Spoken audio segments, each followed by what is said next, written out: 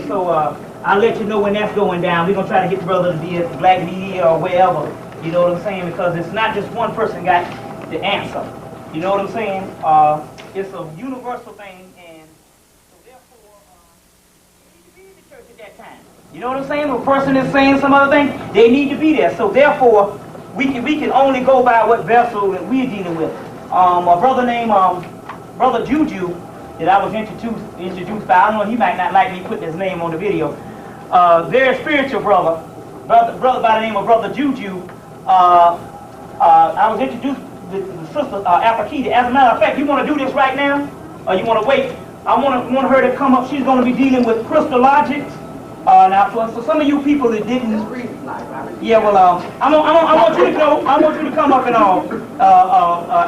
and do this thing so they can see you on the tape and all. You come on up now. You radio personality, and I know you know whatever type thing, but you know you ain't got no problem with being heard. But I want you. In fact, problem being heard is being seen. Well, you know how it is. You know how it is. How black people, they want to slip out the house and hold 9 yards and stuff like that. And all. But you know how it is. Negroes will put you on the spot in a minute. Now she did a class on crystallogics. So the first thing I said, well, you know, I'm gonna go and I'm gonna hear about crystals. But it blew my mind because she went all the way back into Atlantis and Lemuria and broke this thing down, and the same kind of documents that I was doing and other stuff. It was the same kind of spirit. So one sister that's chosen by the brotherhood. So we want to turn her over and let her introduce this class and get it on video. So and let you know what's going on. All right, good thanks, brother. Okay. Crystallogic is what I call this course, because the course is not brought to you from a New Age perspective. It's brought to you from the scientific perspective of our ancestors who created all of the sciences, mundane and spiritual. So we tapping into that. The reason why I did this course is because brothers like Brother Bobby, brothers like Brother Robert, they all tell us that we need to raise ourselves up. You know, we need to clean ourselves up. We need to get in touch with our God selves. The Creator left us various tools to do those kind of things with. And our ancestors have left us a legacy of those kind of things. The stones are one of the ways, as well as the herbs, right? So what I did, I asked the Creator to give me the structure, the organization that I needed, and the inspiration to put together a course that would be beneficial to African people. Because you cannot go to a New Age workshop and be treated like it's all one of those. You know what I mean? They'll tell Susie more than they'll tell you. All right? So I wanted to create an atmosphere where my people could learn. And they used to tell me in Crystal Blue, why don't you teach a class to your people? They come in here and they ask us questions. Why don't you have a class for your people? So it took me 10, 11 years to do this class for my people, but I've done it.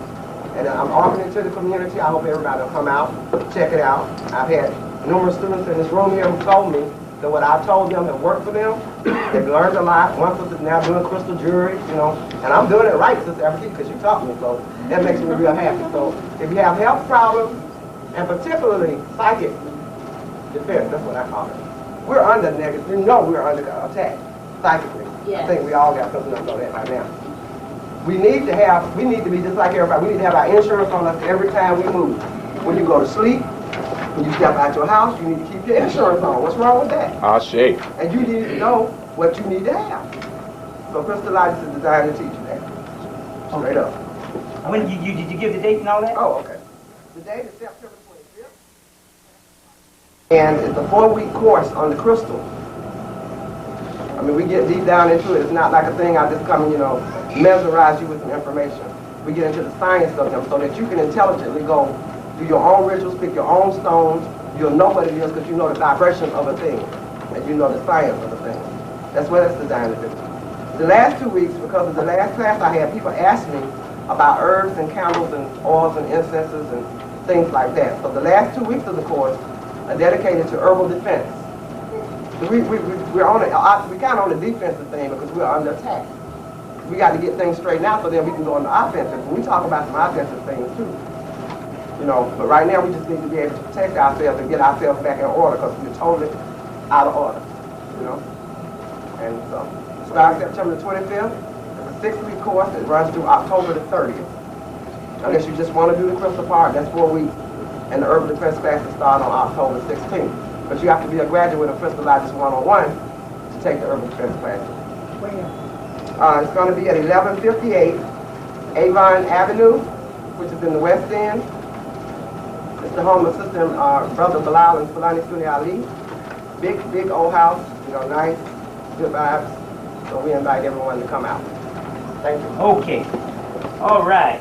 Now what? Now you want to take a mission in the middle? Okay. Since we didn't charge at the door, we just passed a little hat so y'all can do me a little favor, and so do some things. Now, first thing I want to do is I want to tell you that number one, we got to understand that we are the gods, not the universal prime creator, but you are what you would call a solar product of the great cosmic central sun, which is the soul of God. And we're not talking about this sun, we're talking about the sun behind the sun, which is the soul of God. So you are a solar product of that particular great cosmic central sun. In the Zohar, which is your holy Kabbalah, your holy Kabbalistic writings, it tells you, which is the actual precursor to the Bible, the people that actually fashioned the Bible, they tell you in the Zohar, it says that the beings live below say that God is on high. So that means that you say that God is up there, while the angels in heaven say that God is on earth. You understand what I'm saying? So therefore, when they say that you got to start believing in yourselves, you have to start believing in yourself. You really have to start believing in yourself. Now, for the first time ever, I used to bring a whole pile of books. You see what I'm saying? I used to bring a whole pile of books.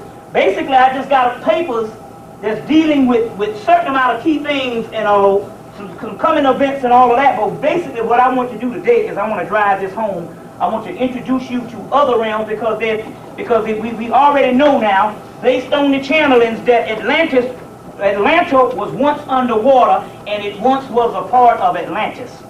And this is that actually came in, and then so we got verification on that because I think it was who told me that? Brother Kenny told me that the Europeans in Atlanta that got documentations on this particular stuff on Atlanta. The reason why they named it that is because the older science that they knew about this particular thing that was once up underwater.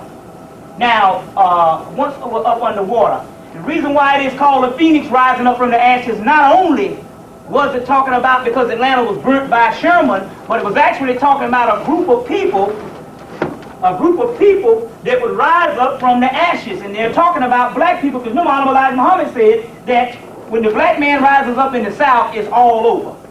Now this particular, several writers by Europeans say there's two phoenixes, both in America, because remember now, this is complete West. And California, which is California, which is one of the original names for this particular thing that we got from the goddess Kali, that they named it after, is also the Kundalini of the entire world. Now what it means is the sun rises in the east and sets in the west, and California being far west, because when you talk about Hawaii and you're going on into the Orient, they name that all of the east.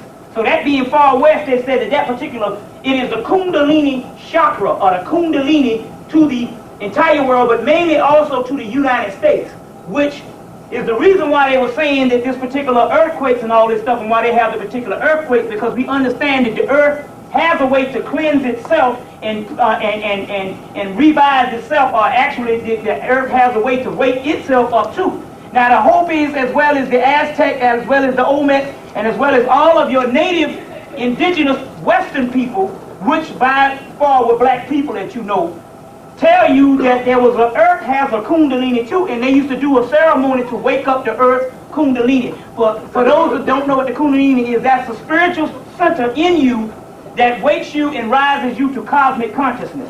Well, the earth has a certain Kundalini also, and when it wakes up, the earth revitalizes itself, or what it does is it goes into a new birthday.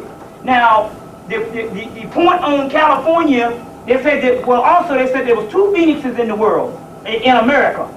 Both of those, one of those phoenixes was the fake phoenix, which is Phoenix, Arizona.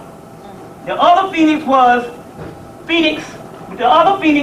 actually Phoenix that rises from the ashes. They was talking about Atlanta, that is named after the phoenix, because you see a big old bird up there. If you go to Martin Luther King Drive, you see a big old woman holding up a bird. This was the other Phoenix that they was actually talking about.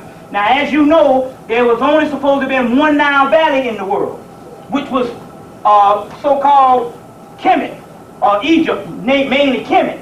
And that was the only river that so-called that ran upstream. But we thought that until now we are located, because the Moors that you have Noble Ali, who also had tapped into some actual science that was given down by the Moors that was here before that, actually said that they bear witness that no, that America had a Nile Valley too. Now, as you know, Hakeem Bey came and misconstrued and said that it was, they said he didn't misconstrue it, he said maybe it's the Mississippi River. Well, since then, we've located the Nile River on the western Nile, and it is St. John's River in Jacksonville, Florida. It is the other river that's the only, there's two rivers that flow upstream, and that second river is in Jacksonville, Florida. As a matter of fact, we understand also, too, that the Europeans there deliberately pollute that river. They say because if black people was to ever even get in that river, it's such a spiritual and high vortex that their kundalini's was rise. Well, this was the challenge that came down. But what had happened was, one of the brothers said, brother, when you go down to Jacksonville, Florida to speak, you're going to rise. So we went down to Jacksonville, Florida. When we got to Jacksonville, Florida, the day before, I think it was that Friday, I said, I got to see this river. So we went down to this river, and the whole 9 yards, we couldn't get into it because it was all filthy. That night in the bed, I felt something burning, my butt just burning up, and the next thing I know, it just shot up. It just shot up. You know, it was the first time I ever did this without meditation, but it just shot up all of a sudden. But the brother told me 2 days before I went, he said, brother, when you go down there, because of that river, it's going to rise in Jacksonville. He said, because I'm from Jacksonville, it's always been spiritual. He said, but the Europeans down there made it a point that they make sure that no consciousness gets there. Even Honorable Elijah Muhammad came there in the 60s and said that this place will never rise, and no consciousness gets there. They said, up until recently, they said until that people would come and give them any kind of information of enlightenment, and those black people were so dead they would curse them out in the mall. Get that shit out my face. So I mean, but since then, I'm telling you, it has been a great awakening. I'm telling you, people, they are on it down there. And I'm talking about they're going straight into the metaphysics, and I don't like to use that word metaphysics because it's such a distorted word, straight into high spirituality where they're trying to raise their vibratory rates. So at that particular time, so we do know that particular Jacksonville, Florida, which, remember now, if you look at Hemmitt, Hemmitt is the entire land of Hemmitt. If you can fit America in Africa 5 times, then the entire land of Hemmitt would reach from probably here to D.C. But if you take it all the way down, it would reach from somewhere in Tennessee all the way to the tip of Florida. And more. We talking about, because we talking about, one time this was all one landmass. Now, we do, so when they said that this particular rising of the Phoenix, when they talk about this particular area in the south, because the actual sun in the south is the star system Sirius that rises from the south. Is also, when we talk about the breakdown of the body, they say that the great mother, what you would call the constellation of Draco, her first son rises in her south gate, which is the vagina. So the south is what it was talking about, and this particular river is one that all of this is connected together. There's no such thing as an Atlanta and a Florida. It's all one landmass, remember, and it would be one geographical location that's just greater than Atlanta, Florida, Tennessee. Because we understand that because they have mounds all up and down this eastern coast, and we have gotten some spiritual things with these mounds.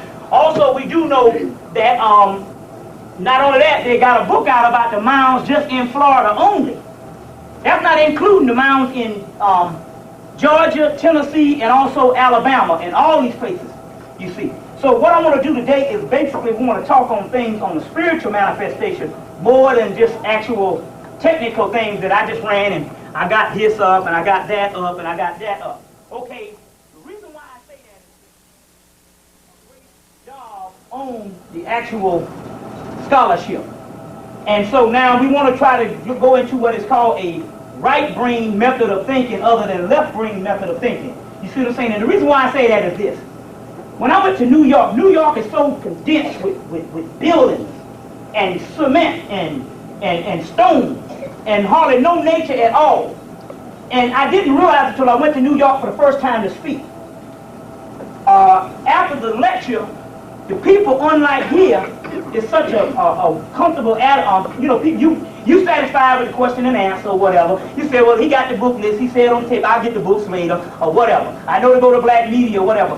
But I saw these people bum rush the table, and they were so busy trying to get information on this left brain thinking. They was trying to get this information. No, brother, we got to have the information. It's about the scholarship. And then right then I realized, I said, wait a minute, where am I? And then I realized, and it's the only place that I know, because I went to Detroit and it wasn't that way, but Detroit has a river running right straight through it. You see what I'm saying? Right across, and I was at the Peachtree Renaissance, which is right on the river, and you can look across to Canada, and it was a whole spiritual flow. But in New York, it was the spirit, the actual air was so dense, and the people, it was almost to say that I need this scholarship just to break through what is going on up here, because it is completely insane. And so they was looking in all the books, and I said right there, I said, see, this is the problem right here. All of this scholarship, it takes away from what we want to get to the spiritual level. Take, for instance, I think Reverend Robert Calloway can bear witness to this. When I remember when I first started meditating, and I would get the feeling, but I wasn't getting anything that was coming either in visions or either with my thoughts. I wasn't getting as much for the simple fact that I had been so much into the books. You understand what I'm saying? Until when I was meditating, I was not shutting down that intellectual thought. I was not shutting that down and letting the spirit run through. So therefore, it was a little hard at first, because I was so into this particular part until the right brain was not really, I was not letting go. So therefore, if anybody that's going to start meditating, if you haven't already, you know that the first problem you got in meditation is you feel, I've been sitting down here and the only thing I've been doing is thinking about every damn thing I did all day. See, that's the first thing that happened. Everybody think that, and you said that you want to get, and you pray for that time and you get into a trance. You say, I've been trying, but that's all I think about. This is why, because we've been using this particular intellect the whole time. You understand what I'm saying? That rationale and that logic, so therefore it does not transmit. So when they rushed up to the table, I said, oh, I see what's going on now, based on the intellect and all. Now, what I want to deal with here is, I want to deal with an overview of what has happened since November 28th on my birthday. And based on some certain amount of incidents that have gone on since then, and other people in here can bear witness to that, the people that actually journeyed with us to the mounds on certain things. Number one, when I was speaking up at the Nation of Islam, I spoke at the Nation of Islam up in Jackson, Tennessee. And there was a real spiritual sister, spiritual seer. She could leave her body and come and be in my house. She's on the phone with me now. She's 600 miles away. But how many is that? 600 miles away, basically. It's about 5 to 6 hours. And she's on the phone talking to me, but on the same time she's in my room looking at me. You understand? Yeah, you in your underwear. You got on red underwear. You got this thing, and I start holding up books, and she's telling me on the phone now. She's in Jackson, Tennessee. She's telling me on the phone what books I got. You see what I'm saying? She said, yeah, brother, before I saw your tapes, I went to visit you immediately. So I knew you 4 months, where you live, what you used to wear, and all of this, what color your house is, before I even met you. So now we're talking about dealing other than the spiritual realm. You understand what I'm saying? And so she kept telling me, she said, something's going to happen on your birthday. Something is going to happen on your birthday. And she told me that when I was up there lecturing and all of this. And it came to me in the month of November. At the first week, I said, wait, yes, something is going to happen on my birthday. And I said, I believe. And then right then, Sister Joy, who is the ex-wife of Brother Amin Ra, that some of you knew, they put on Revolution 101. She called and she said, I want to invite you on the 28th to the Etowah Mounds. To the Etowah Mounds on your birthday. And we went up there and we did a whole spiritual ceremony. Since then, the vortex on the Etowah Mounds, there's just energy shooting off the top. Now she had gone there about 2 weeks before we went on my birthday. She had gone and they had complained with her and almost literally threw her off the mounds for doing prayer, you know what I'm saying, and doing meditation. You see what I'm saying? So they knew what time it was. You see what I'm saying? Now Not only that, only reason why we was able to get on the mounds this time because it was a beautiful day that Friday. That Saturday, it rained and stormed, and I said, I know it's going to be the same way the next day.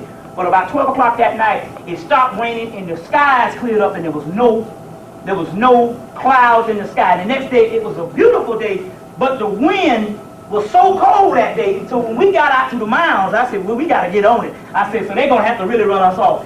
It was so cold, and we got off to the mountains. You know, sometimes, you know, when it's cold, you can stand there, but when it's cold and the wind blowing, you the brothers from Chicago know about that. When it's cold and the wind blowing, you know that's when it's really. And so the wind was blowing so cold that day until the white people were like, we ain't even going outside. Let them do what the hell they want to do. And this is how the Spirit led us, and we did our ceremony and did our ceremony and everything. Since then, the vortex that has opened up on that Etowah Mounds, and they know. See, the white man knows what time it is because since then, they got a law that you cannot you cannot meditate, do any rituals, pray, or anything. What's the doctor name from Chattanooga? Dr. Lane from Chattanooga. His daughter opens up a black bookstore. He came up on the April the 23rd when we went down April the 8th, 9th, and 10th when we went down to the Etowah Mounds. He came up, and at that particular time, he just did some prayers, and they almost like to throw him in jail down there. Since then, they have removed the steps from the major mounds because of this vortex, because they know that energy can raise your vibratory rate. They have moved the steps. And the first thing they said, okay, we said, okay, well, that's just a coincidence. It's about, that's just a coincidence whether it's about black or white. This is what the person told Sister Joy when she went down about 2 weeks ago. She went down about 2 weeks ago and found out that she couldn't do anything on it. And they told her, they looked her dead in her face, they said, you see these steps, we took them down and it's all your fault. You see, because she found the vortex, and she found the vortex, I think in October, and we meditated around that vortex, and we did our ceremony around that vortex, and we opened that thing up. And she said, they told her, they said, no, this is all your fault. Now, you know, Dr. White had been going there for years, and he was the one who told her about the place. You see, and if anybody ever been in a meditation in anything with Sister Joy, boy, she really goes into spiritual realms. So, that's letting you know that some things that's actually going on. Now, to get down to what is going on since then, we knew that around April, and we got the spiritual channeling because not only that, because the Spirit was able to send me several gifted people, and they correspond identical. And we knew because we got the spiritual channel that we had to go someplace April 8th, 9th, and 10th. And we went to the Pinson Mounds where the Sister Tamakila, the one that used to come visit me. We went to her mounds because she said that, she said, well, I'll tell you what, because we was getting ready to go to Mexico. But they come to find out they had some kind of civil war in Mexico at that time or something. And we was getting ready to go to Mexico. She said, no, come up to the Pinson Mounds. There's 12 mounds there and nobody don't mess with you. So when we got there, we went and we did this large ceremony on Saturday of that month, month. And then that Sunday, a few of us went back. But me and Sister Mentu Ginger, we went the week before, and we found this particular secluded mound that had trees around it. Now, Sister Tamakila had already had a vision of that mound before, with houses on it, and she said all of us was in the house meditating. And that's when her Sister Tamakila's mother saw this tall, dark man in white ruffled clothes. Now, I think did he have a white horse the first week? No, he didn't have the white horse. She saw it in the spiritual realm because both her and her mother spiritual seers. She said, I see this tall man. He came up and he was really proud of what we did. And at that particular time, there was another sister that followed Sai Baba, and Sai Baba both appeared to her, and also in Sai Baba is this Christ figure, this yogi master in India that if some of you don't know. And so she saw Sai Baba, this sister followed Sai Baba, and both her and Sister Tamakila saw Sai Baba, and he came up to the mounds, and he said, I'm pleased with what you're doing. So she saw it in the spiritual realm. So the next week, when we went back and did the mass ritual, some of us stayed that Sunday, and when we got into meditation, we made contact with this entity called, I don't want to say entity, we call it a spiritual ancestor, but he's on the Christ realm, because he's helping us in the brotherhood, and we'll get deep into the brotherhood in a few minutes. He's on the Christ realm, and this particular thunder dog has been helping us. And Thunderdog was a person that was among the natives at that time that rose himself up to the Christ, and I believe that that particular mound was his mound, and the people of that particular Pinson mound was his particular people. But he was a tall black man. Wasn't he black? Was a tall black man? He was black, but he was just, she said he looked Indian. He looked Indian, but he was black. Right, very dark skin. So that's even darker than some of the Indians that you see that's real dark. And you know the whole Hollywood thing is distorted. So there was a vortex and we found the vortex on his mound and had a V cut in the ground. So I went and we put the altar around there and there was a group of and so what it was is they said that they had a group of ancestors that was trapped in the vortex. Because remember now, if you kill a person and you don't give a person a proper burial, that's why the native indigenous, I don't say Native American, but Native indigenous people always said that you got to make that burial. You got to give them that proper burial. So if you kill them, their souls are trapped in a particular vortex or a doorway in time because it didn't have the proper burial to release that soul. So when we got there, they said, no, they said there's some people trapped under the vortex and you got to get them out. And we said, well, we don't know how to get them out, but see, we thinking on the spiritual realm. They said, no, you got to do with your mind and actually visualize yourself pulling them out. And we say the word wado, they gave us the word wado, which means welcome. And we started grabbing them, we got what, one, two, we got two sisters who are, I know Sister Doris is there and Sister Menchu. Those were the two sisters that can bear witness to what was going on. And we started grabbing them until we freed them all. We actually freed these people. And at that time, there was a group of Native Americans, but I don't want to put that word Native Americans, the natives of that point, our brothers and sisters also, they came around, about 40 or 50 of them in a circle, and they came around, and they were so happy that we had done this particular thing. And this particular Thunderdog came, and it was a brother John Tillman. They opened him up right on the mounds so he could see. And he saw this Thunderdog. Now the thing about it is, this is a lie we had. Anybody can bear witness. This is why I'm saying you've got to start dealing with spiritual. Now all you got to do is to think I'm lying. If any of you can go into any spiritual realms in meditation, and if you have any kind of voice talk to you, then I put this on the test. If I'm lying, then all you got to do is check it with the spirit. You see, this is how we get past all the, whether the intellectual stuff, whether the documentation pans out or not. Because some of the stuff you cannot believe. You understand what I'm saying? So all you got to do is let your spirit know whether we're telling the truth or not. So at this particular time, they was very pleased. And we met up with this Thunderdog, and he had a big white horse. Wasn't on a white horse that time, right? And he gave us a map with some ships on it. Told her brother John Tillman to put the ships in the back of his car, right? And put the ships in the back of the car, and gave me this medallion that they put it on my chest, and it had the wings in the sun. And they put it on me, and as a matter of fact, when they put it on me, they said, now it's on the inside of my body. But I didn't know it. By 2 weeks later, I got this big green spot on the back of my back because of this thing. And this big green spot. So I called Sister Tamakila up to say, well, I got this big green spot on me. She said, oh, I forgot to tell you. Because she could see in the spiritual realm. Now, we had 3 seers, John Tillman, Sister Tarsila, and Sister Tamakila. She said, oh, I forgot to tell you, when they put the thing on your chest, it burned a hole through your chest, and was coming at your back, you know, spiritually. And it was this thing, this symbol of the sun. Now, so what happened was, I said, okay, cool. Then we come to find out that it was actually a badge of protection. Now, they gave him, John Tillman, a map with some ships. Now the next day, I don't know what happened that day, but we didn't go to Florence Jackson. We didn't know, but I think John and them said, that was that, what was that? That was, when was that? That was that Monday. That Monday night, they went to Florence Jackson. And they went into a meditative session, and this mothership came. Now when the mothership came, Brother Baba Abeja was one of the only ones could go on, and your wife, Aset. And the reason why Baba Abeja was one of the only ones that could go on it, because Baba Abeja had trained his body because he's into yoga. So his body was hooked up to the point that it could go up on those realms. So he went on there, and immediately who did he meet? Elijah Muhammad. He met Honorable Elijah Muhammad and a group of black people right standing around. Yeah, the army. And they, It was called the army. The army, he met a group of people. Now, we would not have any, we would only have Brother Baba Abeja's word, but immediately right after that, 8Sep went on there and saw the same doggone thing. On the ship. Now, on the ship. And since then they said build the altar, and people have been bearing witness because that altar has been actually protecting people and doing a certain amount of work. Now, that is the first leg of the actual thing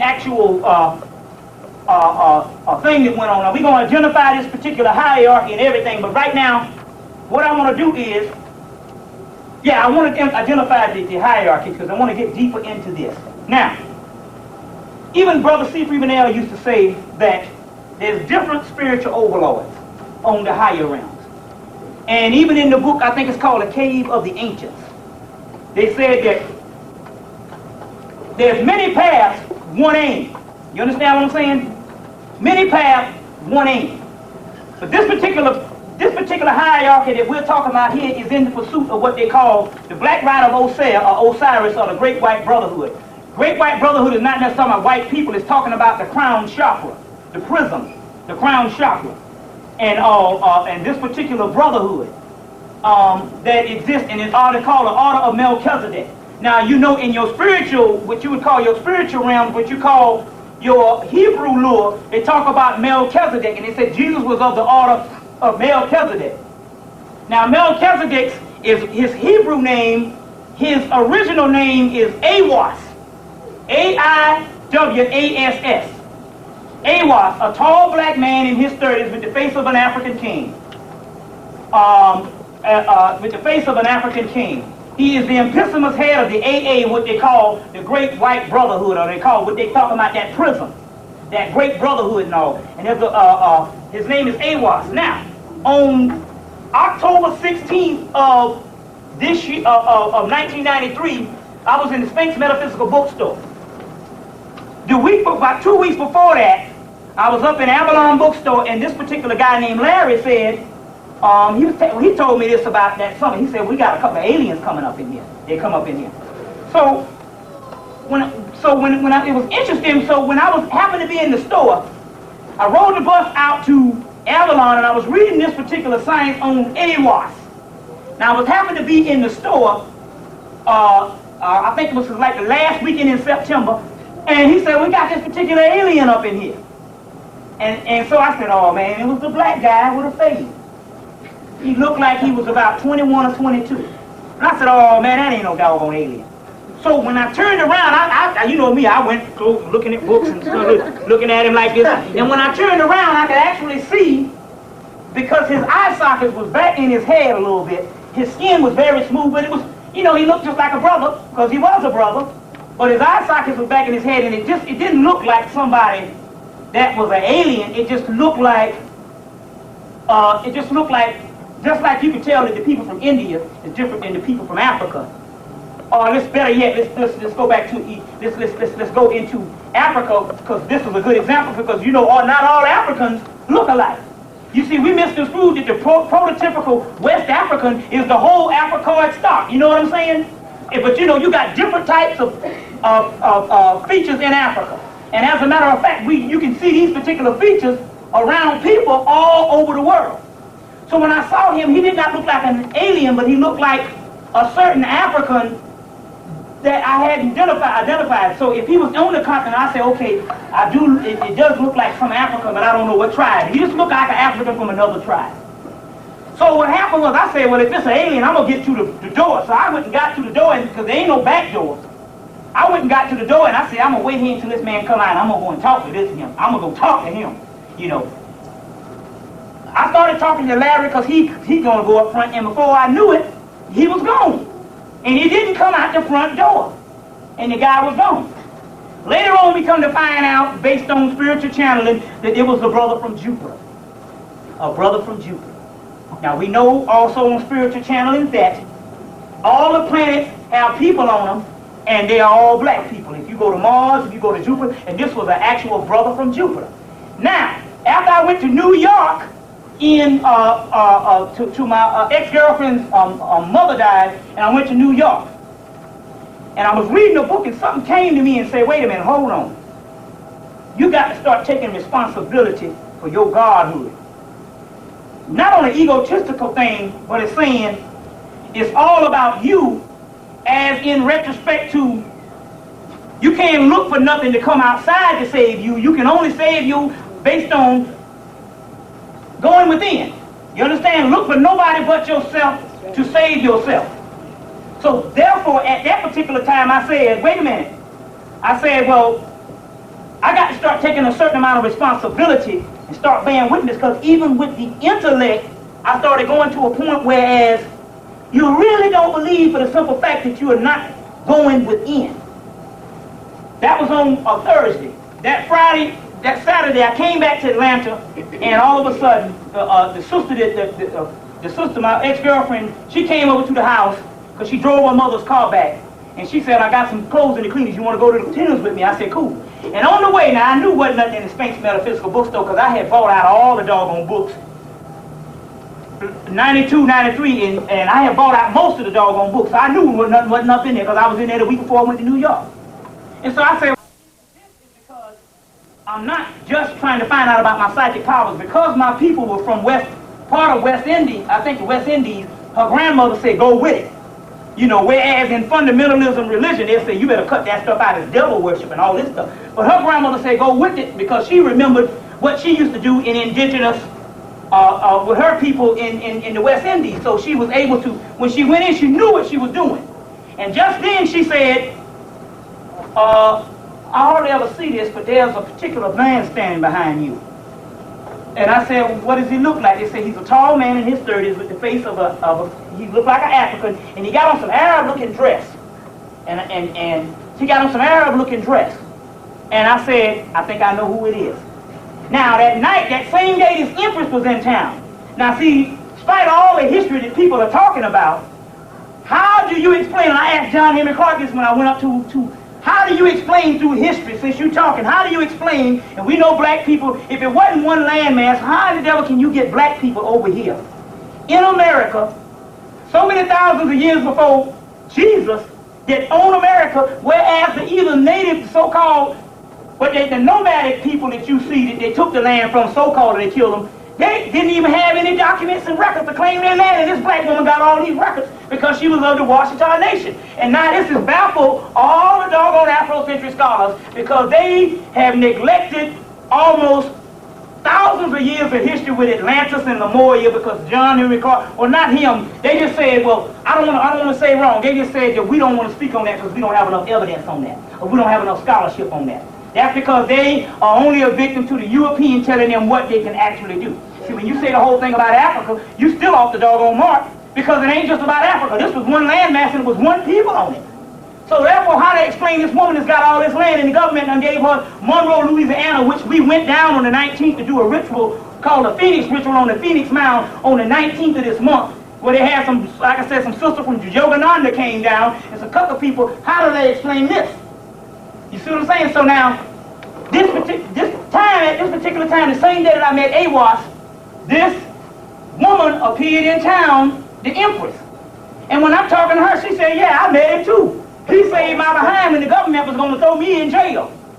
He was going to throw me in jail because, you know, because they were trying to throw her in jail and lock her down because they knew she owned all this land.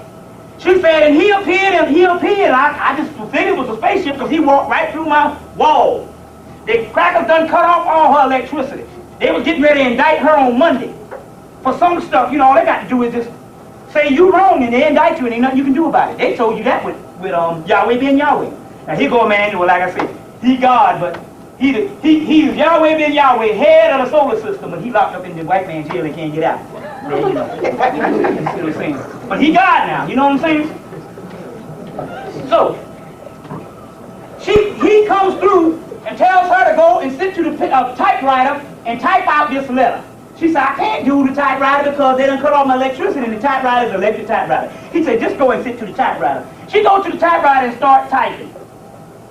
Type this letter, because type what he tells her, or type what he gives her thoughts in his mind. Because we're talking about on another level where you don't have to say these things, because 95% of the time they don't talk to you this way. They talk to you through mental telepathy. There you go.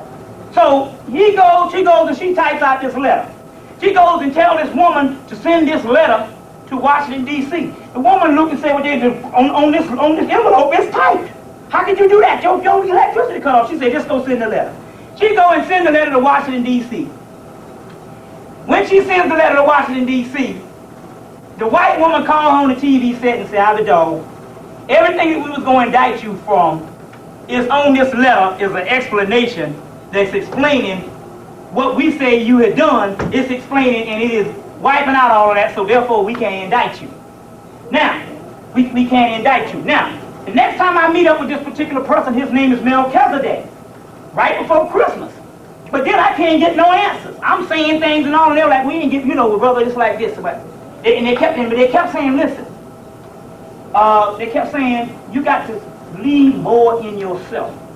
What it was meaning was also that not only that you are God, but since reincarnation history, you probably one of the gods in antiquity that everybody is looking at. Now, it's not saying that I'm God and you're supposed to follow me. What it is saying is also, since we are the original people, and since we know that world mythology is explaining about us, and actually it's explaining the nature of us. You understand what I'm saying? Even when you break down the esoteric Bible, it's only explaining the nature of the transmigration of the soul. So it says, so after that, so I didn't put it all together. So now, to make a long story short, we're in touch with a person by the name of Awas. Now, who is Awas? If you trace Awas back, all the way back, if you go in Egyptian history and you trace it all the way back, Awas is at the beginning of that particular thing. His name is Awas, that's his Sumerian name, which is all documented, worshipped by the Yazidis. His Atlantean name is the god Sut, or Sut-Nessi in Ethiopia, because you know that it came out of that. His Atlantean name is Al-Sut. Al, which means God. Sut, which means black. Sut, which means the black one. Just like Buddha, the black one, his name is Al-Sut. Al-Sut, which is all documented. So now, we trace this thing all the way back. Now, to get into some things that is dealing with this, we meet up with a person by the name of LAM. Now, he might look like a big-head alien because this is a distorted picture which Aleister Crowley did in 1919. I can pass some around. This is a distorted picture, purposely distorted. I'm going to tell you who LAM is. In 1919, Aleister Crowley was in touch on the astral planes with a person named LAM. You can pass some of those back or whatever, and also people can see.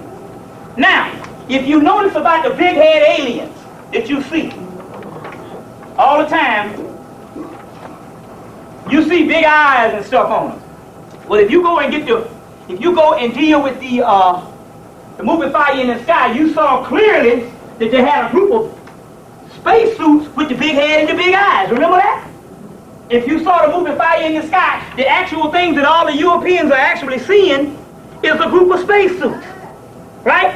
Now, this particular big head lamb, if you look real close, he's not unlike the average Ethiopian with the big head. Huh? You know there's only one people on earth that has that, what they call it, the dolichocephalic skull with this particular big head, but this is a distorted image.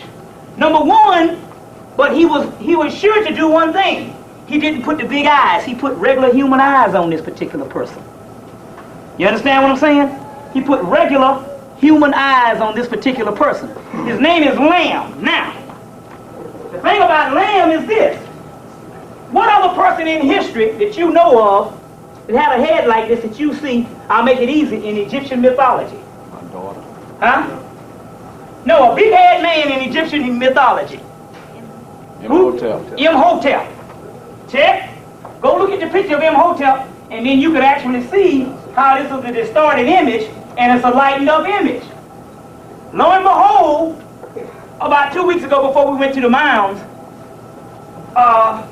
Sister Tamakila, which don't make no mistake about it, she said, yeah, because the man appeared to me last week. Now this was about 3 weeks ago. The lamb, they said this man appeared to me, and he was a tall, big-head black man. I said, like Imhotep? She said, doggone right. Now, let me explain what LAM is. LAM comes straight out of what is called the Necromonicon. Now, these terms are made-up terms that the European had to make up because there was no names for this particular primal force, you see. Now, come to find out, there was a person by the name of H.P. Lovecraft that did a lot of novels. Anybody ever read, anybody familiar with H.P. Lovecraft? He was a person that did a lot of novels. Well, come to find out that what had happened with is this. H.P. Lovecraft was in actuality, his novels was none other than the same kind of science that Tesla was dealing with, where he was getting things from the astral plane or the Akashic records. So when he would write his novels, he would write about the Necromonicon. And he called it the Necromonicon because in the astral realm they said that these are what you call the dead souls. Now what are the dead souls? He said that these dead souls are these primal souls of primal power, chaos power that created the universe and first seeded this planet. Now, first seeded this planet. And they are called the great old ones. Now, they are also called the forgotten ones because they are locked out. They are locked out in alternative zones. They're locked out. They're behind the tree of life. Now, they're talking about in other realms, they're locked out. And what do they mean by this? This means that this is a fallen thing. No, they meant these about this particular people. They say that these particular people that's locked out, they want to manifest down on earth. But the reason why they can't manifest down on earth, because the actual housing product that they manifest in is dead and asleep and is walking around, because the housing product that they manifest in is melanated ones, because they were the original stock of the planet, the few remnants remaining. So they're locked out of this particular alternative zones. Now listen to this. You can check this. There is thousands of materials that the Europeans is dealing with in London, England. All you want to read on the scientific thing that they've been dealing with for the last 90 years on this particular stuff, but they made sure that they didn't get it across the Atlantic, and there's only a few sources that came across the Atlantic. Why? And now, not only that, I was dealing with Larry. I said, well, what's up on, and it's called chaos. Now, I said, well, what's up on that? Why this stuff can't come through? They said, no, we got to get on. We got a guy in Atlanta. We got to get on an airplane and we got to fly to England to buy this stuff. And then we bring the stuff back in. That's how I sell it in the store. So I said, because I said, what's up? I said, this paper here, there's a newspaper about this thick. And it says $5. No, it says $2. He said, but they had to import it, and now they had to charge 10 because they had to get on a plane to go get the doggone stuff. The government is purposely not bringing this particular material in because they understand it, because that, number one, England is considered the intellectual part of what you would call of Europe. And they understand that this is a non-intellectual society, because what you think of intellect is when you go to college, you're actually being trained for a particular position. You see what I'm saying? So they say this is a non-intellectual society. England has been, because all of your libraries, because they went into they went into the British, went into Hemmitt, and they brought all this stuff out. And then all of a sudden, England is a place where they have been researching this particular stuff for the longest. Now, they got a crackdown and they got an actual ban on this stuff coming into the United States, because they don't want you to get this particular stuff because they're writing about you. You understand what I'm saying? Now this particular stuff, this particular vessel that they want to manifest in is dead. But they're waking up now in this particular prime power. Now let me explain what this prime power is. For entertainment, you didn't understand the science that they was dropping. Alec Baldwin was a renegade white man that was running around Tibet in the 1930s. And he was killing people and all this stuff. But what had happened was, the Tibetan master knew he was going to go back to America. But when he knew he was going to go back to America, he said, he got him and he trained him. He said, either you're going to learn this stuff or you're going to die. We're going to kill you right now. And he trained him how to use levels and forces of his mind to create a new reality. Check? See, the whole thing we're talking about, the mundane doesn't exist. It's only a dream. It's the lowest level of the slowed down vibration, but it doesn't exist. Your condition Doesn't exist. Now, what did they tell us on the mounds yesterday? They said that the white people that you talk about, they don't exist. It's only a bad headache and a bad dream in your mind. You understand? It's just the levels of what you call it, and some of the actual horror you're creating in your own mind. See what I'm saying? You're creating this thing in your own mind. You're projecting this image and it's coming back to you. It's like a bad nightmare. Okay? So no matter how long you fight him, he gonna say, give you the mundane thing. He's even gonna finance the even Afrocentric movement. And gonna tell you, yeah, you was the pharaohs and all this, but as long as you're on the mundane level, you don't get it because you don't understand it doesn't exist. You understand? And you're not talking about something out here, we're talking about something in here, in the doorways, in the archetypes of the collective unconsciousness, in the doorways of your mind. So when you go see the movie, it's about this, he comes back and he starts controlling people because he knows how to manipulate them by his mind. And he got everybody doing what he want to do. Because he was taught by this Tibetan master who was bad. But the key to the whole thing is this here. They were saying, but his adversary said they switched it all around in the movie. So they're going to take one of the original men, which symbolizes the Tibetan. The Tibetan who taught him had another student. Now, Alec Baldwin could never conquer his master, so he just learned what he said. But he was not strong enough to come over his master. But because there was another Tibetan student who represented the original man, he grew up and was able to take his master juice. Because in the movie they had this particular knife, and this knife was a live knife. And this knife would eat you up, and the knife would come and could kill you. And so Alec Baldwin could never take the knife from him. But because this other Tibetan was an original man, symbolized, and even though he was an Asian, that symbolized the original man. You got to understand the science in these. When he grew up, he was able to take the knife away because he had the actual capabilities to take the knife, and he killed the master. So then he comes to America to rule. And now they fighting and doing all this stuff and ruling and throwing down on levels of the mind. One key to the movie was they got this huge empire, and nobody can see it. And the only person could see it was Alec Baldwin. You understand what I'm saying? Now, I don't want to give away the movie, but let you go see the movie. What the heck? Just go see the movie anyway. But how they stopped this particular person who was supposed to have been the villain, who was the original man, how they stopped him after they kind of locked him down, Alec Baldwin knew to take him into surgery, and they took out a part of his brain. But the guy said, oh, don't worry about it. That part of the brain, 98% of the people never get to use in the first place. Check? So it meant that this actual war that was actually going down was all in your mind. You understand? And this is key why the movies are coming out this way now. You see, dropping science on what it is. Remember now, the shadow is one, and also this little Buddha. You got to see this little Buddha, because it's going to teach you a lesson in reincarnation. It's going to teach you a lesson in reincarnation. And in this particular movie, they thought this person was going to reincarnate, and actually the Dalai Lama reincarnated in 3 individuals. He said it's rare, but I've seen it done before. You got to go see the movie. But while they're showing you reincarnation in modern day, they actually show you the story of Buddha. And one of the keys to the story of Buddha was he was almost to his cosmic consciousness. And the ego was trying everything, because now it's all in his mind. How you get to your level is all in your mind. It ain't nobody physical stopping you. It's all how you deal with the lower. So the ego could not, Buddha was so divine that the ego could not get to him on everything horrible that he threw at him. They throw you horrible stuff and you fall under pressure. So the only way he could get to him, he came up to him and he appeared as Buddha. The ego did. He said, yes, Buddha, you're the greatest.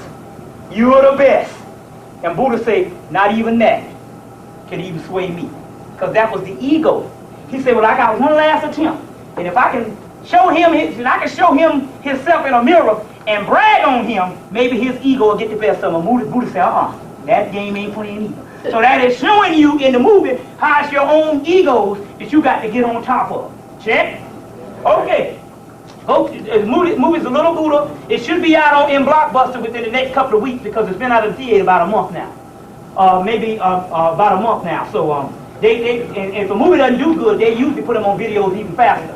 Okay? Now, one of them persons straight out of the Necromonicon is this person, LAM, which is actually not showing you something, because he never manifests on this realm. It's showing you something on the inside of the archetypes of the collective unconsciousness. Talking about something called the black dot, the Akash, in which the black dot and the Akash, in which the Buddhists call it, is called the black egg, and it's called a Buddha Rupa. Called a Buddha Rupa, or the Buddha Rupa. This is called a black egg. This is what exists within the Akash, or the black dot. And this is why he said he's straight out of the Necromonicon. And so, based on the terms, they say, oh, he is the master of the egg, the black egg. He's the master of the egg. His name is LAM, and he's the master of the egg. Not saying he's the master of the egg. We're just saying because we got to him. We got to him by tapping into the archetypes of the collective unconsciousness. And this is what was on the astral realm, is actually showing you this particular entity, LAM, which is not even talking about it. This is the distorted picture. But they tell you when you go to the holy guardian angel, they call that a dwarf deity.